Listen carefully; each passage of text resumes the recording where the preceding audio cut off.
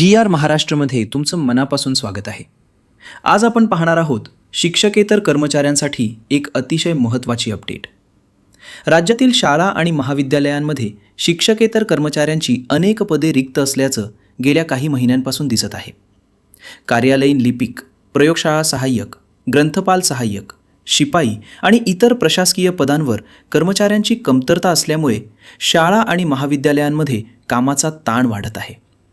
अनेक ठिकाणी एकाच कर्मचाऱ्याला अनेक विभागांची जबाबदारी सांभाळावी लागत आहे। याच दरम्यान 7वा वेतन आयोग लागू झाल्यानंतरही अनेक कर्मचाऱ्यांना पूर्ण लाभ मिळालेला नाही अशी तक्रार आहे। अशा परिस्थितीत आता 8वा वेतन आयोग लागू करण्याची चर्चा सुरू झाली आहे। या आयोगाच्या निर्णयामुळे शिक्षकेतर कर्मचाऱ्यांना योग्य पगार, वेतनवाढ आणि इतर लाभ मिळण्याची अपेक्षा आहे।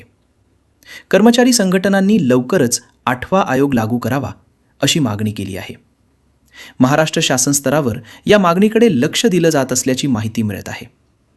काही विभागांकडून रिक्त पदांचा अहवाल मागवण्यात आला असून आर्थिक मंजुरी आणि प्रशासकीय प्रक्रियेनंतर मोठा निर्णय होण्याची शक्यता आहे।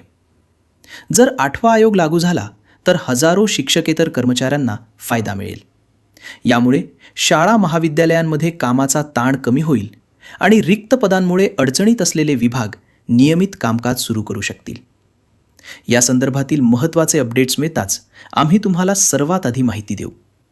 त्यामुळे व्हिडिओला लाईक करा, चॅनल सबस्क्राईब करा आणि बेल आयकॉन नक्की दाबा। धन्यवाद।